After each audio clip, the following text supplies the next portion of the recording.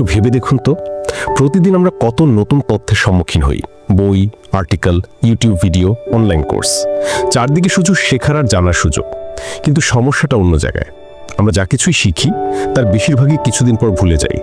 ঘন্টার পর ঘন্টা পড়াশোনা করার পরও পরীক্ষার হলে গিয়ে মনে হয় মাথাটা একদম ফাটা।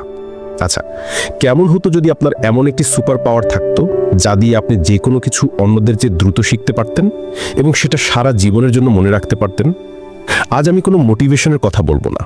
আজ আমি আপনাকে শেখার সেই গোপন পদ্ধতি, সেই সুপার পাওয়ারের কথাই বলবো। আমি আপনাকে শেখাবো কিভাবে শিখতে হয়। এটি এমন একটি দক্ষতা যা একবার অর্জন করলে আপনি আপনার জীবনের প্রতিটি ক্ষেত্রে অন্যদের চেয়ে কয়েক ধাপ এগিয়ে থাকবেন। আজ আমরা জানব যে কোনো কিছু দ্রুত শেখার 4টি শক্তিশালী এবং বৈজ্ঞানিক কৌশল। তাই মনোযোগ দিয়ে শেষ পর্যন্ত দেখতে থাকুন, কারণ এই ভিডিও আপনার শেখার এবং চিন্তা করার পদ্ধতিকে চিরদিনের জন্য বদলে দিতে পারে। প্রথমেই আমাদের বুঝতে হবে, শেখা মানে শুধু তথ্য গ্রহণ করা নয়। আমাদের স্কুলের শিক্ষা ব্যবস্থা আমাদের শিখিয়েছে শুধু শুনে বা পড়ে যেতে, কিন্তু গবেষণা বলে এটি শেখার সবচেয়ে অকার্যকরী উপায়। আসল শেখা শুরু হয় তখন যখন আমাদের মস্তিষ্ক সেই তথ্যের উপর গভীরভাবে চিন্তা করে। আর এখানেই আসছে আমাদের প্রথম এবং সবচেয়ে শক্তিশালী কৌশল, যার নাম দ্য ফাইনম্যান টেকনিক। নোবেল বিজয়ী পদার্থবিজ্ঞানী রিচার্ড ফাইনম্যানকে বলা হতো দ্য গ্রেট এক্সপ্লেইনার, কারণ তিনি যে কোনো জটিল বিষয়কে অবিশ্বাস্য রকম সহজভাবে ব্যাখ্যা করতে পারতেন। তার এই পদ্ধতির মূল ভিত্তিটাই হলো সরলতা। এই টেকনিকটি ব্যবহার করার জন্য আপনাকে 4টি সহজ কাজ করতে হবে। প্রথম কাজ, একটি বিষয় বেছে নিন। ধরুন আপনি শিখতে চান ব্লকচেইন টেকনোলজি কি। একটি সাদা কাগজ নিন এবং উপরে এর নাম লিখুন। দ্বিতীয় কাজ, বিষয়টি এমনভাবে ব্যাখ্যা করুন যেন আপনি একটি 8 বছরের শিশুকে বোঝাচ্ছেন। হ্যাঁ, ঠিকই শুনেছেন। আপনাকে এমন সহজ ভাষা এবং উদাহরণ ব্যবহার করতে হবে যেন একটি ছোট বাচ্চাও বিষয়টি বুঝতে পারে। কোনো ধরনের জটিল বা টেকনিক্যাল শব্দ ব্যবহার করা যাবে না। যখনই আপনি কোনো জটিল শব্দ ব্যবহার করবেন, তখনই বুঝবেন বিষয়টি আপনি নিজেও ঠিকমতো বোঝেননি। তৃতীয় কাজ, নিজের জ্ঞানের ফাঁকগুলো খুঁজে বের করুন। যখনই আপনি বিষয়টি সহজভাবে বোঝাতে গিয়ে আটকে যাবেন বা আপনার মনে হবে আরে এই জায়গাটা তো আমি নিজেও পরিষ্কারভাবে জানি না, তখনই আপনি আপনার দুর্বল জায়গাটি খুঁজে পাবেন। এটাই এই পদ্ধতির আসল জাদু। এটি আপনাকে দেখিয়ে দেয় ঠিক কোন বিষয়টি আপনাকে আবার পড়তে বা বুঝতে হবে। চতুর্থ কাজ, ফিরে যান এবং আবার পড়ুন। যেই জায়গাগুলোতে আপনি আটকে গিয়েছিলেন সেই বিষয়গুলো আপনার বই, নোটস বা ইন্টারনেট থেকে আবার ভালোভাবে বুঝে নিন। এরপর পুরো ব্যাখ্যাটি আরও সহজ ভাষায় লেখার চেষ্টা করুন। এই প্রক্রিয়াটি ততবার করতে থাকুন যতবার না আপনি পুরো বিষয়টি একটি ছোট বাচ্চার কাছে গল্পের মতো করে তুলে ধরতে পারছেন। এই পদ্ধতিটি এত কার্যকরী কারণ এটি আপনাকে সাধারণ একজন পাঠক থেকে এমন একজন শিক্ষকে পরিণত করে যে বিষয়টি নিয়ে গভীরভাবে ভাবে। আর যখন আপনি কাউকে কিছু শেখাতে যান, তখন বিষয়টি আপনি নিজেই সবচেয়ে ভালোভাবে শেখেন। এখন ফাইনম্যান টেকনিক ব্যবহার করে আপনি একটি বিষয় খুব গভীরভাবে বুঝতে পারলেন, কিন্তু কিছুদিন পর যদি সেটা আবার ভুলে যান, কিভাবে এই জ্ঞানকে দীর্ঘস্থায়ী স্মৃতিতে পরিণত করা যায়?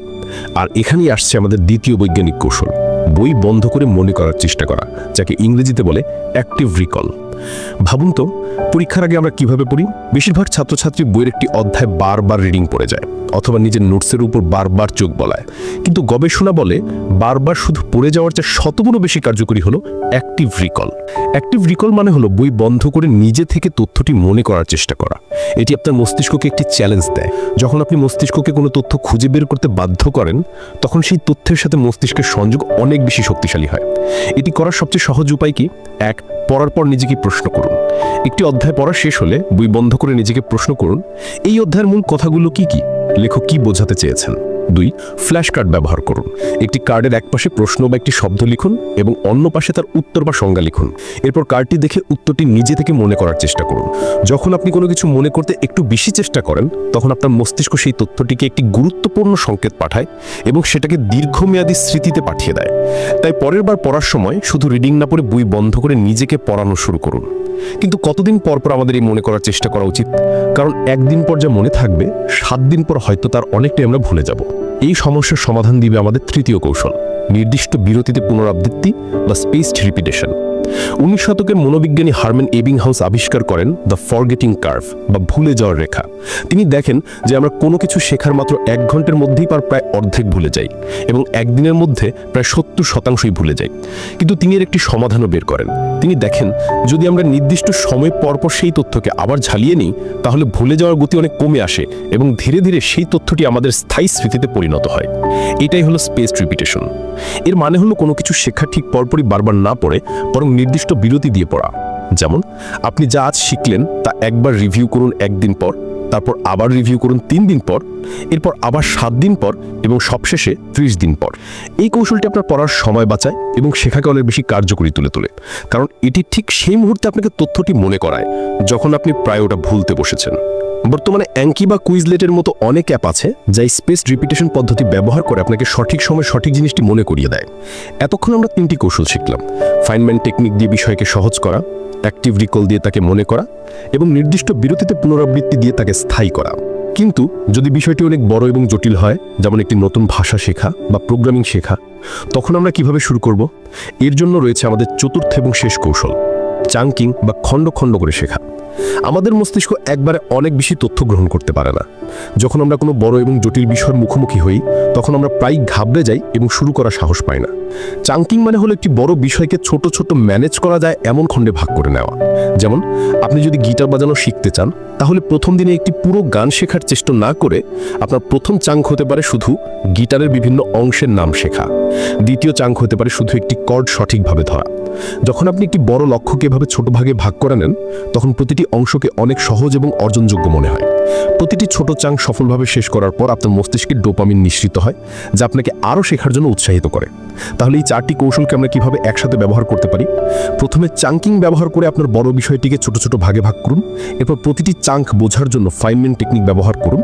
এরপর অ্যাক্টিভ রিকল ব্যবহার করে সেই তথ্যগুলো না দেখে মনে করার চেষ্টা করুন এবং সবশেষে নির্দিষ্ট বিরতিতে পুনরাবৃত্তি ব্যবহার করে সেই জ্ঞানকে ঝালিয়ে নিন, যাতে তা আপনার স্থায়ী স্মৃতিতে পরিণত হয়। এই 4টি কৌশল কোনো ম্যাজিক নয়, এগুলো আমাদের মস্তিষ্কের স্বাভাবিক কার্যপদ্ধতির উপর ভিত্তি করে তৈরি হওয়া বৈজ্ঞানিক পদ্ধতি। সফল শিক্ষার্থী থেকে শুরু করে বিশ্বের সেরা বিশেষজ্ঞরা কলথ বা নকলথ এই পদ্ধতিগুলি ব্যবহার করেন। আজ আপনি যে শুধু একটি ভিডিও দেখেননি, আপনি এমন একটি দক্ষতা শিখেছেন যা আপনার সারা জীবনের শেখার যাত্রাকে বদলে দেবে। তাই আজই একটি নতুন বিষয় বেছে নিন এবং এই কৌশলগুলো প্রয়োগ করা শুরু করুন। যদি এই ভিডিওটি আপনার কোনো উপকারে আসে বা নতুন কিছু শিখতে সাহায্য করে, তাহলে ভিডিওটিতে একটি লাইক দিন। আপনার কোন কৌশলটি সবচেয়ে বেশি ভালো লেগেছে তা আমাদের কমেন্ট করে জানান। আর এমন জ্ঞানমূলক ভিডিও আরও দেখতে চাইলে আমাদের চ্যানেলটি সাবস্ক্রাইব করে বেল আইকনটি অন করে রাখুন।